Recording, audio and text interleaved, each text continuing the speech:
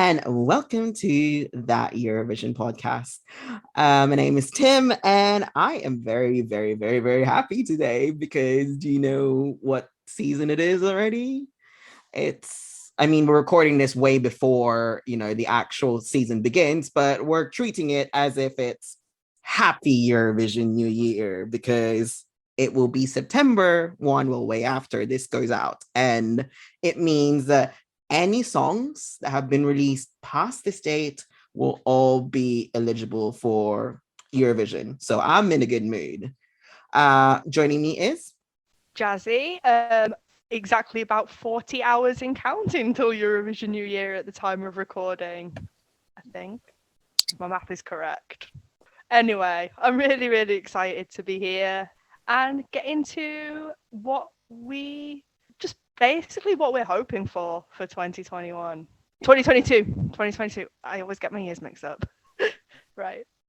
Hi, it's Rosie, and I'm feeling utterly ashamed of myself as a Eurofan right now because when Tim said it was the season that he was massively excited for, I thought he was talking about like pumpkin spice latte season. I thought he was being like a basic white girl and getting excited because it was Starbucks fall time. Maybe there's just too many Eurovision fans who are also Starbucks fans that I seem to be surrounded by because my brain is just being warped for this right now. But yes, I am very excited to be celebrating a very happy new year with everyone. And what would be like the Eurovision equivalent of Auld Lang Syne? Tidium. Yeah, we'll all stand around, link arms, and sing Te Deum. Fantastic. Hi, I'm Lewis. I'm here as well, and I am really hyped to just wildly speculate about what 2022 is going to contain. I'm just really excited to see what kind of songs we're going to get in this new year, because it's been an interesting year, and I feel like it's not only an interesting year, but a setup for an even more interesting year to come. Hello, everyone. This is Helen, and I'm super excited, not only because Eurovision New Year is coming up, and also Halloween, because I'm American and I will, fit that stereotype, but also because we are starting to get more and more news more regularly about the contest, which is super exciting and is easy to get all hyped for. So, yeah. Okay, lovely. Well, seeing as I've already, mentioned briefly what we're going to talk about, we're going to go into detail what's going to happen from now on because, it's a new season. Like we've left 2020 behind. Well, I keep saying 2020 because it didn't happen. We've left 2021 behind, and now we're heading into a new season with a new slate, new broadcaster, new host country. At the time of recording, we have no idea where we're going. It's currently 6 p.m. here in the UK. It was kind of rumored that we're getting some sort of announcement today, but it's looking unlikely. But, if we do kind of like fret in the middle of this episode, don't panic. That's just because we were like, oh God, it's come out. We know where we're going. So we'll, if you do hear some like odd noises now and there, it's just because of that. But yes, September 1, like I previously said, songs are released from this date are eligible for the 2022 Eurovision Song Contest. So far at the time of recording, there's a few countries that have already announced their selection. So like an example, Australia has a return of Australia Decides. We got Denmark, Finland, Israel, Italy, Norway, Serbia, Spain, and Switzerland have already got like some sort of rough ideas when they think they're gonna announce their representatives or their entries themselves. There are some countries who have said they're going, but haven't said anything further. So like Belgium, Czech Republic, but even though Czech Republic is having ESCZ at the time of recording, we still don't know if they're going. France is obviously holding their national selection again after their success this year. Latvia looking likely Supernova's coming back. Lithuania, Papandum is potentially coming back. Malta's having their own selection, so no X Factor. The Netherlands is looking likely to internally select again. So with Poland, Romania, we have no idea. And Sweden, Melfest is coming back. And to round things up, Ukraine, we don't know what's going on because UAPBC and STB just ended their partnership. So we don't know if we're gonna get anything. Does anybody else have anything to add before we go on? Because I feel like I've rambled on for a couple of minutes there. Would now be a good time to mention the calendar? Oh yes, we do have a calendar up on our site. So, heading over to that Eurovision site. And we've also put up a calendar of just like, when things are happening. So you can stay tuned. Yes, as of right now, we have a couple of confirmed dates for some Eurovision national finals. So San Remo, MGP just confirmed their dates in Norway, but also more in the nearer future, we have a few Junior Eurovision national finals to get excited about. And of course, Junior Eurovision in December in Paris. So if you want to keep up to date with all of that, we are updating that as news comes out. That is mostly me at this point, but you can check it out, I believe, at the footer of the main page on our website. So Yes. yeah. Yes.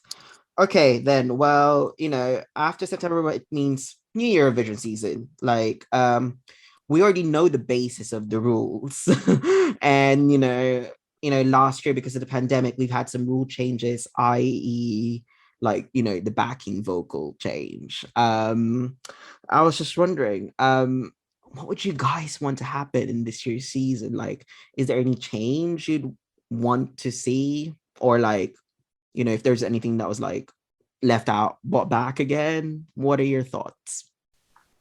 It's a really small thing, but I do think it's really necessary to change this.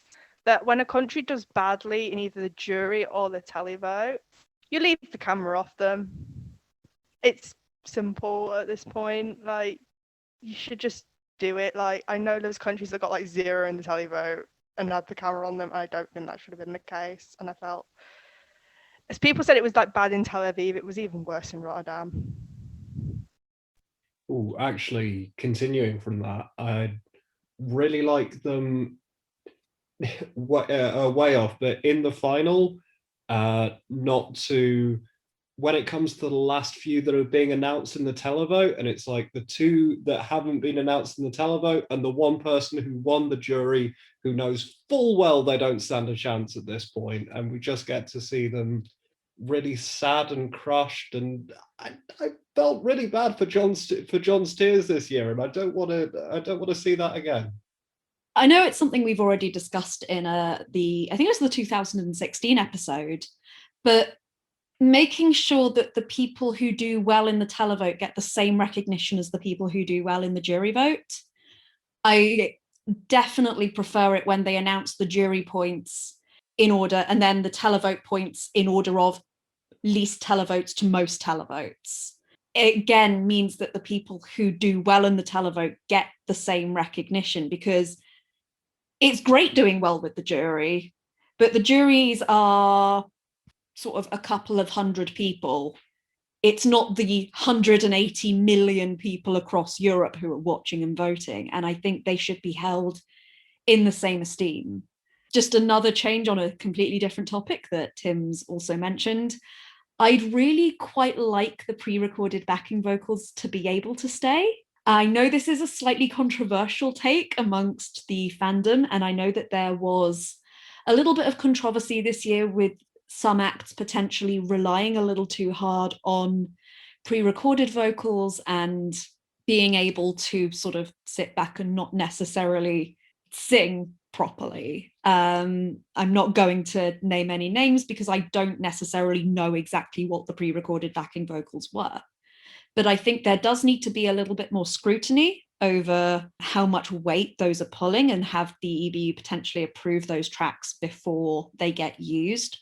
But on the other hand, I think it's when they've been used well this year, they have completely opened the doors for new genres and new styles of music that weren't otherwise previously possible. Like 10 Years is probably the best example, having that huge choir full of Eurovision fans, which was just amazing. But also thinking of things like Amen, for example, Slovenia's version, having that huge choral backing. Same for You, for Georgia. Really beautiful use of things that just could never have been done previously. And I would really like it if those rules could stay, just with a little bit more scrutiny. And also, I would still like seeing the backing vocalists there in Rotterdam as well, but not all of them have to necessarily be there. Not Rotterdam, wherever we're going. I'm still trying to get that out of my head. We don't have a new host city yet. It's still Rotterdam until then. For me, one of the things that I really enjoyed about this past year was the improved online presence of the contest, particularly in how they used the YouTube channel, as well as some of the improved press access. I wasn't on TES at that time, but I knew a lot of people who couldn't be on the ground, obviously, due to restrictions, were able to view rehearsals from home. And I hope that that sort of thing continues. Just because I know a few of my friends who do Eurovision press, they can't afford to be in the city for the whole 2 weeks, and so that's a way to kind of get that press coverage and be a bit more inclusive about who covers the contest as well. But yeah, I really enjoy doing or seeing Nikki's videos with each of the contestants this year, and I hope that that's something that they continue to improve. They've been doing a lot of interactivity in the off season as well, in relation to like the Euros and the Olympics, and kind of tying that in. So I hope that really continues. I just wanted to say about the online press center, I really, really hope it's back for junior at least, because I don't know if people feeling ready enough to like just be traveling to France, especially as I think France has quite strict restrictions. And I don't think necessarily many press are going to be able to go because of the restrictions in France at the moment. And yeah, just with regard to the restrictions in France, I've been watching figure skating the last couple of weeks, and they just had a big event, and yeah, there were a lot of skaters that weren't able to go because of certain restrictions, especially like Russian skaters, Japanese skaters. Ooh, okay then. Well, what are my expectation? I agree with Rosie about the fact that I hope they keep on the backing vocals, just because I think the pandemic is still taking a toll on the broadcasters, on their budget, and we want to retain as much countries as possible. Not like there's currently an indication that no one is returning next year. Knocks on wood just to make sure. But if that's one of the ways to reduce the costs of like participation, then fine, go with it, because it would be nice to keep them and potentially have some countries return, because you know what, it's been a while since we had 40 plus Eurovision countries, and I hope we get that. Another thing that I would say is I think I'm in most agreement, really. So with like the online press center and stuff. So that was kind of nice to have in case you can't go. And with another thing, we don't know what's going to happen next year. Obviously, we're still in the midst of this pandemic. Are they going to follow the plans with what they did with the Netherlands and go for 4 scenarios again? I mean, I know that the vaccination is, going at a great pace, and I'm just hoping that it continues on, that we can all be there in person, pending like, all the restrictions that we have to go through, which will not be fun. But yeah, that is my take on this. I think another thing that was introduced because of the pandemic that I actually would really quite like to keep is that front of stage green room. And what it did was it sort of let the artists be sort of up close, but also distanced from each other. But it also gave you so much nicer views of the performances and the stage. And it really, really worked for this year. But I think now going back and watching some of the performances again from previous years, it makes so much of a difference. And you can certainly, I think everyone here can probably think of performances that were kind of ruined by just seas of flags in front of the performers. A Matter of Time is the one that really comes to mind for me. But I'm sure people have other performances as well that they can think of.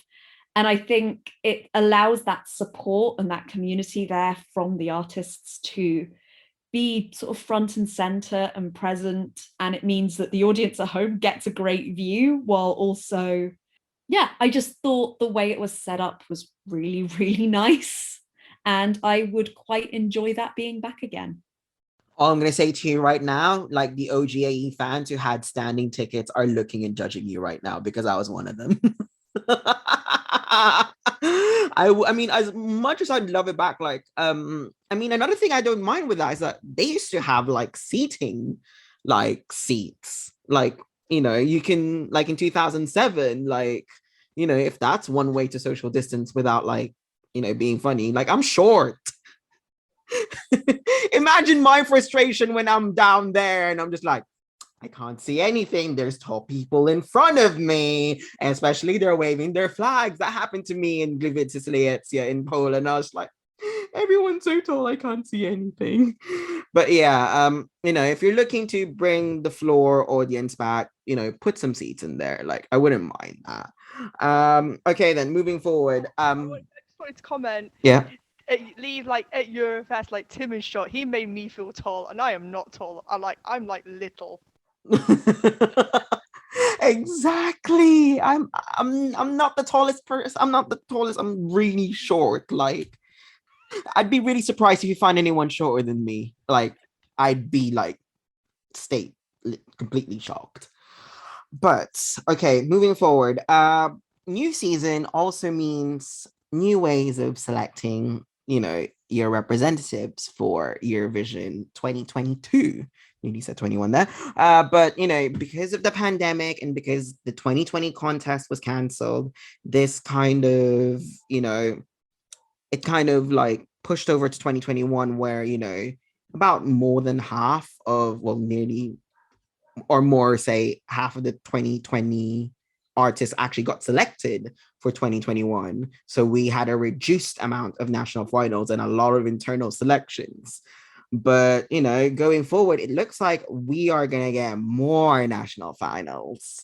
My question to you is there any national final you're looking forward to seeing again? Because there's some that I've missed and I'm actually very, very excited. I'm excited to see like a national final at like 9 o'clock in the morning, and that's Australia, because it's just so different. Like we used to like watching national finals in the evening, so it's just really, really different to see Australia's national final because it's like first thing in the morning, like we have to get up. Luckily, it's on a Saturday, so it's like we're not like getting up from like a national final night the night before. So I really like that. There's one thing that I really want back, and after today's news, I'm a little bit worried, and that's Vidbeer. I think it provides great music. It does provide the drama, and it's one of the most loved national finals in the Eurovision community. I'd be really sad if they weren't to use it next year, but there's been some stuff that's came out today which means that may not happen. It may still happen, and it just means that Ukraine have the financial stability to hold it with just one broadcaster, which would be really good for them. But yeah, as of now, we're not really sure what's going on with Ukraine. I was very much along the same lines as Jazzy, and I'm just like, I'm just going to put my clown makeup on now, because I was going to say Vidbeer, because I love the entries that Ukraine sends basically every year. And I have only really started watching national finals fully and properly in this last year or two. So I've never properly sat through a Vidbeer. So I was really excited for that. And now it's like, the broadcasters giveth and the broadcasters taketh away. Blessed be the name of the broadcasters. So yeah, Vidbeer was sort of my big new experience that I was looking forward to. But of course, I am very excited for San Remo again. I had such a fun time watching it last year. And again, there wasn't a bad song in that year. Every single one of those 26 entries were fantastic. And I'm very much looking forward to hopefully having a year of the same quality, because Italy can do very little wrong in my eyes, except choose a Rama as their okay second chance. I am actually quite intrigued to see what Spain will do with their national final this year. I know that they've gone back and forth and they've used OT in the past, but I don't really count that as like a national final per se. But the fact that they're resurrecting the Festival de Benidorm to select their Eurovision act is quite exciting. It's a real, it is a big pivot for Spain in recent years. Yeah, it's certainly since I've started watching the contest, which, was a few years ago, I haven't seen anything from them like this in a minute. So it's cool that not only are they having a national final to select their artists, but also that they're going back to a bit of their roots and honoring a bit of their past in the process. So super excited for that.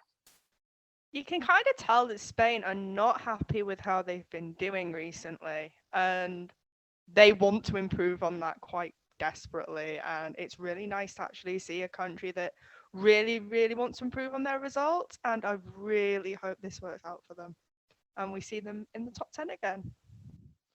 Actually, talking about countries that really want to improve, I'm quite interested to see what supernova's like next year, even if there is a supernova, Latvia's national selection, because I mean I like Latvia generally, but it feels like they've had a really bad string of songs recently.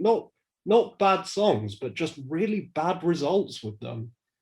And it almost feels like last time this happened was in 2011 through 2015, and that led to such a massive shakeup in their national selection. So I sort of wonder if they're gonna do something similar in 2022. And if they do, I'm really hyped to see what it is. And also, just following on from Rosie, San Remo. I don't think San Remo is necessarily going to be better than any other year just because Italy won, because it's already so prestigious and like partly separated from Eurovision. But I am so excited to see more San Remo. Like, there were so many good songs this year as well as Måneskin, and I just want to see them all again. Okay, last but not least. Okay, first of all, I will just say that this is me you're talking to, so you can't go skip me. You can't just go past me without talking about Mello. So yeah, that's the first one. They've just opened their submission. So Ace Wilder, if you're somehow listening to this, please submit a song. Bestie, we miss you so much. Second of all, Malta, I'm curious because they've now got a streak of qualifying back, and it looks like they're liking their performance so far, that they're brave enough to put back their own national selection. We don't know what it is yet, so it might be MESC. I'm so looking forward to the bunch of adverts that are gonna appear on my screen every single day. Well, every single time I watch the Maltese final, I'll be like, you're ruining the performance by putting this advert right in the middle as we're watching this. Come on, do better. And the third one I'd say would be I'd say Lithuania, because ever since they've tweaked the format, it's gone better and really like it. And all I'm gonna say is, if they do end up winning, Lithuania is really lovely. If we talk about countries who want to improve, like Spain and Latvia, Lithuania want to win. Like, they really want to win, and I do really hope it does happen for them in the 20s, because they're putting the effort in. And they're sending like their national finals since 2020 are so much stronger than they were previously. I just really hope they get the result that they want and that they deserve. Okay, all right, and moving on. We are now going to talk about a bit about Italy. I know that ladies have talked about Italy in depth as to who who they think will host. My question would be, how do you think RAI would host this contest, and what's your expectation from them? Because we've seen Sanremo, so we know Sanremo was good, but we've never seen them host a Eurovision event. And the last time they've done so, not even in this century. So let's just look into Delph and see how do we think they'll host it. I'm expecting a really interesting combination of extra, but also classy, if that makes any sense. I want them to sort of bring in the big orchestral accompaniment from, obviously not for the actual songs, but maybe for the interval acts from Sanremo in, but also just carry the energy that Måneskin had and just do something big and crazy. And I don't know, I just feel like they've got such good experience of hosting these kind of contests, not internationally, but certainly nationally. So I'm kind of expecting almost a Mans and Petra level hosting. So fingers crossed. I feel like in the last few years with like Rotterdam, with Tel Aviv, we've seen like really modernized hosting. I feel with Italy, we're going to get a touch of class, and I think it's going to be a little bit quieter, but still really well done. And I do think most of the craziness will come from the hosts. It's going to be amazing. I do think it'll be quite a bit different to what we're used to, but that's just because that's Italy's style. Whereas I think stuff like the audience stuff may be a little bit quieter, but that's just typically the way they are in Italy. I just think it'll be a really classy show. I am super excited for Måneskin to come back and do their like reprise of their winning song as one of the biggest like artists in the world, I think, by that time, hopefully. They probably won't perform Vegan, and I kind of prefer it that way. But still salty that Zizia Boni wasn't their big hit in America. So I'm excited for them. Italy has also been just having a year. They won the Euros. They won the 100-meter gold at the Olympics. They had a really good Olympics. I feel like this is a time for Italy to, put on a good contest, but also just be super proud of themselves and show off. And everybody knows about, Italy more or less, but it's just to be like, yeah, we're great.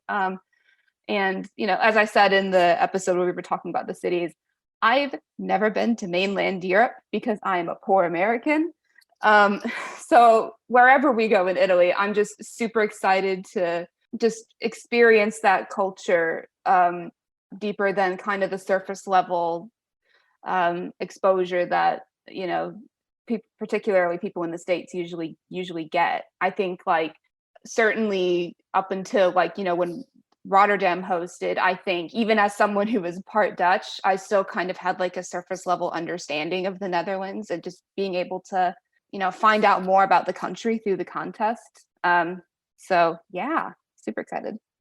I'm almost getting flashbacks to the 2006 contest, where what I remember very vividly, and I admit when I say remember, I mean from having rewatched it a few weeks ago, is how so much of the production brought in those sorts of classical Greek elements. So the staging was sort of set up like an amphitheater. There was sort of the Greek chorus elements and things like that. So sort of going back to what Greece is known for, the roots of early theatre and performance. And I think Italy, again, has such a rich tradition of that. And I'd really like to see something that does combine that. I remember seeing somebody on Twitter, and I've completely forgotten who it is now, so I'm apologizing to them, but they'd produced a sort of staging design and arena design that was basically based on an old theatre, and it was stunningly beautiful. And I'd really love to see something like that. It's just like that's now taken over my brain and I won't accept anything else. I'm sure I'll get used to it when inevitably it's not that, but I just think it would be really cool. And yeah, Italy has such a rich tradition of music and art and performance, and I'd really love to see something that plays into that. For me, with RAI, I would say is they've been competent with like, Sanremo and everything. What I would say is I know they'll put on a show like I mean, Sanremo is basically the equivalent. Oh, it's where Eurovision came from. So we know that there wouldn't be any issues whatsoever and it will all look great and we are going to be in good hands. The only thing I will say to you, RAI, for the love of God, please don't, as I know you guys love to take your time, but please, for the love of God, don't go any further than 3 hours and 45 minutes. We don't want another Tel Aviv where we're too tired and we just want the winner. And, as much as I love Amadeus, please don't bring him in here.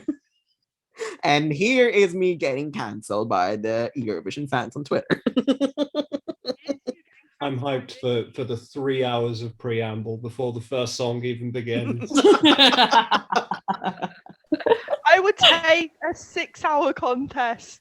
Let him host. He's an icon. Please. Let me have something. I will say Amadeus has the Sanremo hosting gig this year, so he probably won't be at the main contest because I know they want to try to keep those separately, but like a cameo perhaps, maybe. That won't stop him. But anyways, we are gonna quickly wrap things up. Seeing as we know most of like the countries who are participating. I mean, I know we have a grand final so far of some sorts. Let's look at wish lists quickly. Can you guys name me 3 artists that you would like to see in the contest for 2022? We can do this like a vault and then just come back to it when May hits or when April hits, actually, and then we can just see if any of it's come true. So, 3 countries, 3 artists. Okay. Norway, Kano. I feel like they were so close this year. They were so close and they did so well in the actual contest the first time round. And I don't know if you've heard their album. It's great. I realize this is old news at this point, but still, I just love Kano so much. So I'd love to see them back. For me, I'm going to pick Pinguini Tattici Nucleari for Italy because Ringo Starr is just incredible and I am still listening to it constantly. I am going for someone from Sweden, Clara Klingenström from Sweden. I would love to see Sweden send a song in Swedish. It'd be something so different and I would like them to just do something a little bit different. So just as a preamble, mine are all going to be super pie in the sky, never going to happen, but I want it.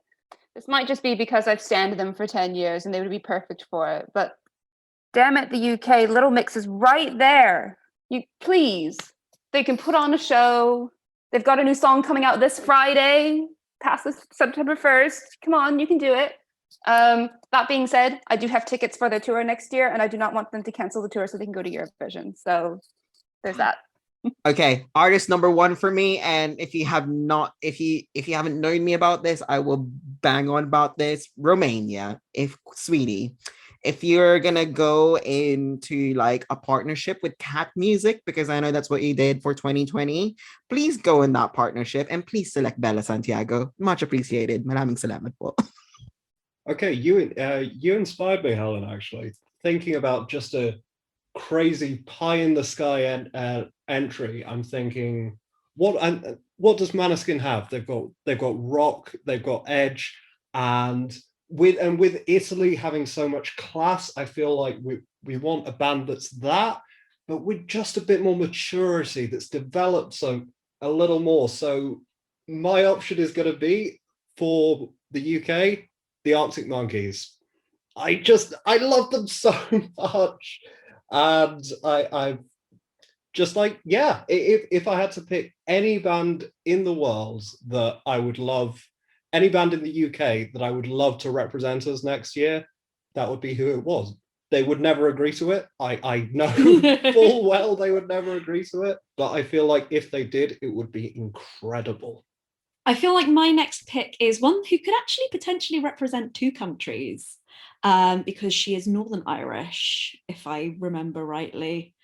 So she could potentially represent the UK, she could potentially represent Ireland.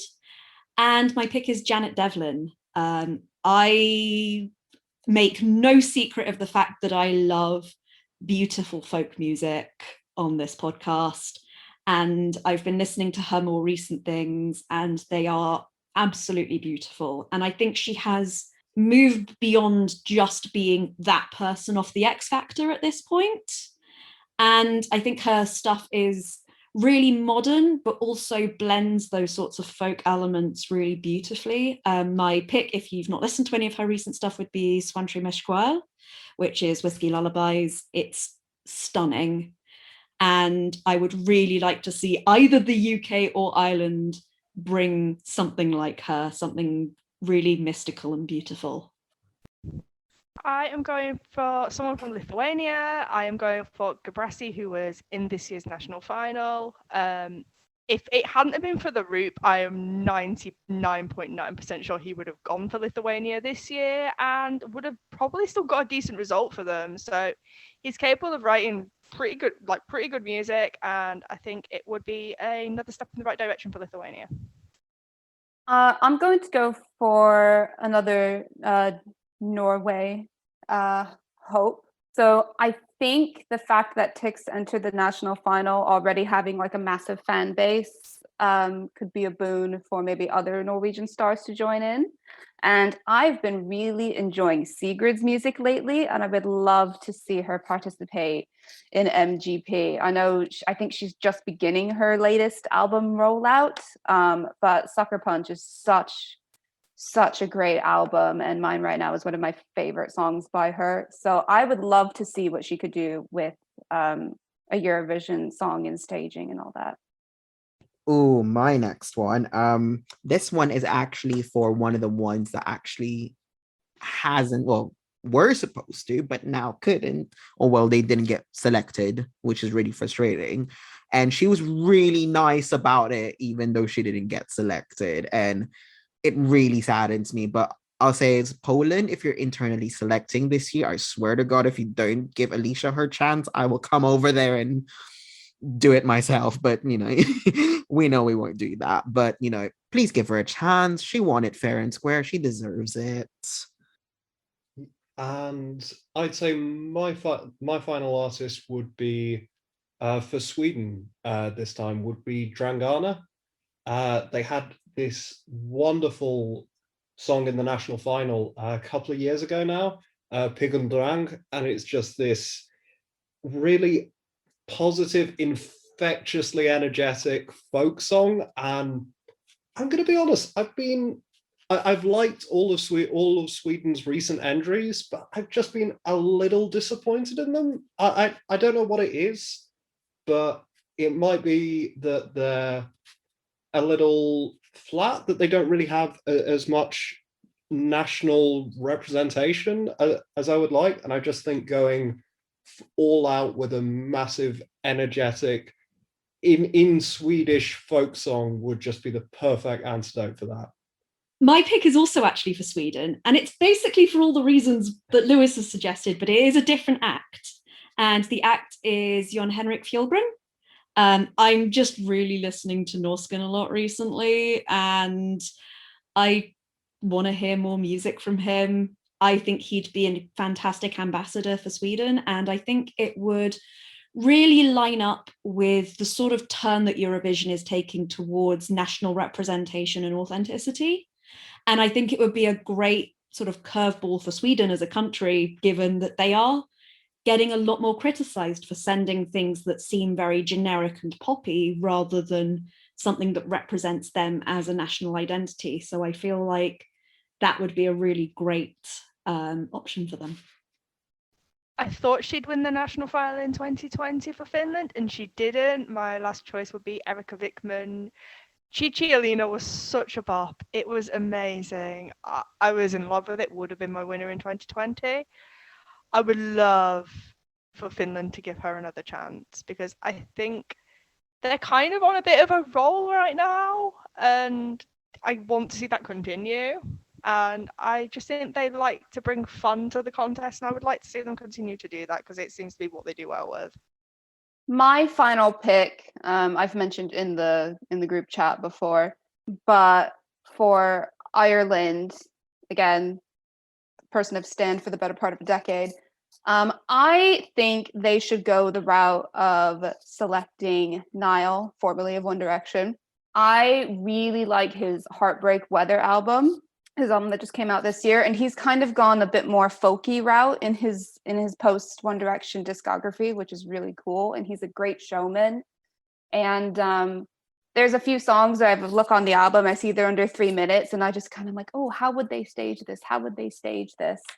And kind of a theme in terms of like, you know, my suggestions for both Ireland and the UK is to get an artist who already kind of has a very strong vision for how they like to stage things, because then they have maybe less of a possibility of getting maybe pushed back a bit by the broadcaster. I think James ran into that problem a little bit, but I don't know. I love the sound of Niall's album, and I would like to hear that particular sound on the Eurovision stage. I think Leslie Roy in particular was a great step toward that kind of thing. So, oh, it comes down to me, and I'm gonna be really, really out there. But first of all, I will say is, if anyone is from the Balkans or listening right now, you're gonna like my choice or not, depending on it. But there's this singer. Okay, basically, let's go back in 2020. This person did a I think it was like a fundraising thing where she did a performances, but she did a performance with Hurricane, and her name is Yelena Karlusha. She's described as like the Madonna of Balkans, or like the Lady Gaga of like Serbia, or like, but on her Instagram she describes herself as like the queen of Serbia. But seriously, she performed Hasta La Vista with Hurricane last year, and I was just blown away. And this woman's in her 40s, and she can like do splits, and like still like, let's just say like she's I can see why she's the Madonna of like the Balkans, just because she likes, how do I describe this? Like, she doesn't care about like, oh, you're too old or you're too young. She still like joins in on everything, and she's such like, just a great person. And I wish Serbia would internally select her, but I think we're gonna get Beavizia. But that's just like a really offshoot that, if you want to give someone a spot in the final, give it to her. I'd appreciate it. And I think a lot of fans would agree with me on this one. But just to round things off, how excited are we about the 66th Eurovision Song Contest? How hyped are we? Very. Our first full season as a proper reputable site is so exciting. I'm both daunted and very excited. I am also very excited. But yeah, a bit daunted. Let's see how many activities I can balance. Mood. Exactly. I think I'm just excited, but that might just be because I feel more on the periphery of the site. So you can all work yourself to the bone, and I'll just enjoy the music. I'm not going to get away with that, am I? No, you're not. Well, now you've said that, here's the backlog.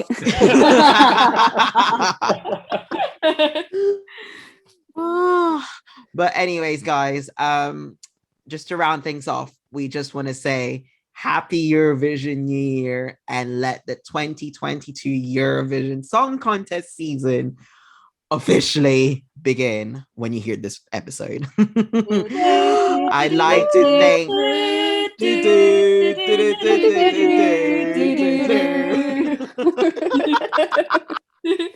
That's our intro from now on. Yeah. Sorry, Rory, we're cutting off the remix. Anyways, I'd like to thank Lewis, Rosie, Jazzy, and Helen for taking the time to, discuss all things and what we're looking forward to this season. And just just for one final time, if you want to be like this, join interesting conversation, write articles, help us with our Eurovision coverage this year. You can do so by following the tweet or the pinned tweet on our Twitter. That's at that Eurosite. We're still looking for some amazing people who can join us, and we hope you can. But anyways, this is it. Thank you very much for listening. If you liked the episode, follow us at That Eurosite on Facebook, Instagram, Twitter, and That Your Podcast on Facebook, Instagram, and Twitter as well. But for now, we'll see you in the next episode. Bye.